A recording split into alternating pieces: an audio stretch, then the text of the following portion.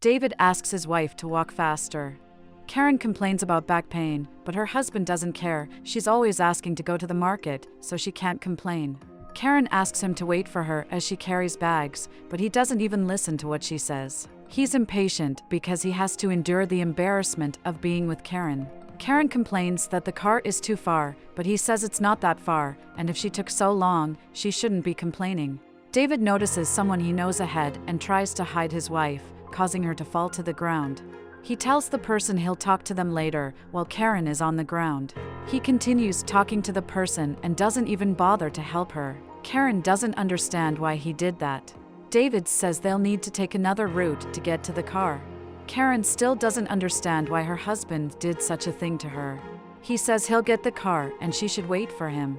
He asks her to hide, to crouch down, so the person he knows won't see her, and he'll be back soon. Karen feels hurt. She can't hold back the tears, feeling pain. David arrives home tired. He's tired of all these things happening to him, and he sits on the couch to relax. Karen arrives home. He notices how long it took her to get home. She walks very slowly. Karen wants to understand what's going on. Why did he push her to the ground near the car?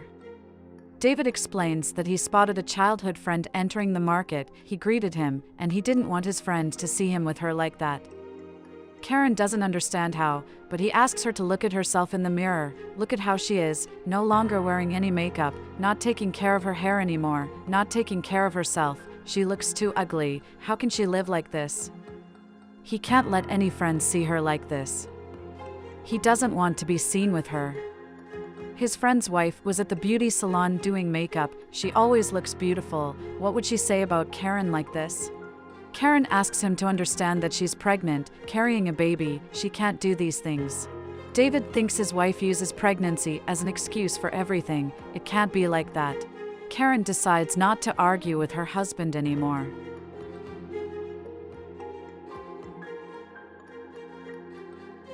Karen is using her makeup again.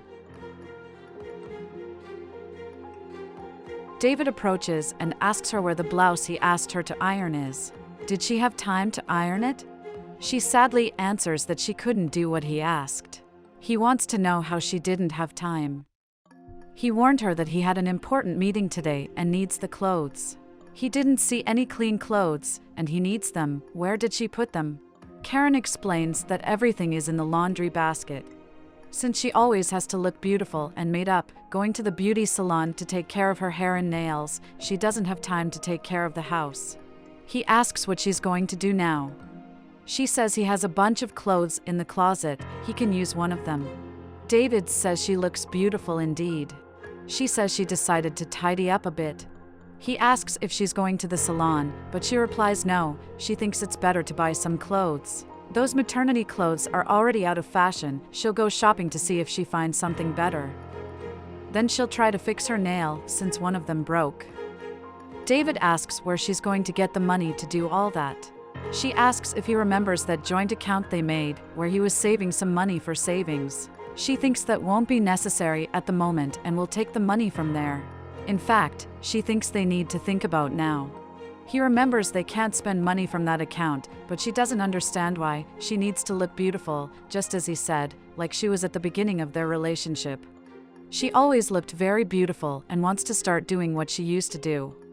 The difference is that before she worked and paid her own things.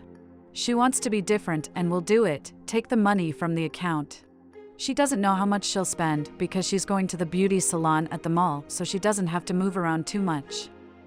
She warns another thing, she'll do all this by Uber. She won't take public transportation, buses, and such. She's at the end of her pregnancy and can't go through this.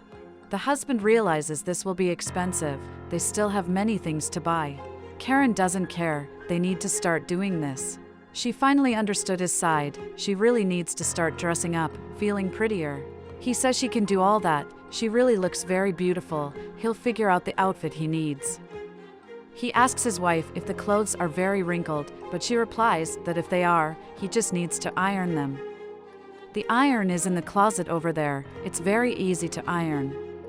He needs to go or he'll be late. She asks him to relax. Everything will be fine. David asks his wife to wash the clothes for him. She replies that she can't, she's already late. He gets worried, but she can't take care of that now, she has an appointment at the mall. He has all the clothes dirty, everything is messy, he had to improvise this outfit last minute for the meeting. He didn't want a beautiful and tidy wife? That's what Karen decided to do, prioritize herself since a baby is coming. She doesn't want him to stop looking at her, to lose desire. He wants to know how household chores will be, the clothes, everything. Karen tells him to take the clothes to the laundry at the end of the street. It will be very easy. She warns that she'll need to use a little more money than she thought. She was looking at their clothes and realized there's a lot of stuff that doesn't fit anymore. She wants to buy new clothes for the baby too. He'll need to be just like his mother, wearing everything new. She'll stop by the mall and do some shopping. David says she knows they were going to use that money to finish the baby's room renovation. They need to fix that. She can't spend on nonsense. Karen asks him to take out a loan, then it'll be easy for them to solve everything. Wasn't he comparing her to their friends' wives?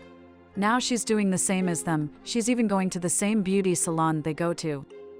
David remembers those beauty salons are very expensive, but Karen says the work is well done. She always goes nearby, and that's why he complains, so this time she'll go to fancy places to make everything better. Even her hair is getting better, they know what they're doing. She asks him to help by putting away the rest of the makeup she left scattered. He asks if she'll leave some food ready. Karen says the food will be as follows. She put something to cook, but didn't expect it to take so long. She can't wait. David says he has a meeting and can't wait, so she tells him to turn off the stove, and she'll deal with it when she returns. She didn't have time to prepare the food, so he'll need to buy the food sold on the corner, the one that spoils quickly. He says goodbye to him and leaves. David is outraged. She says she'll have lunch at the mall too, at that very good restaurant she used to go to. She leaves her husband behind.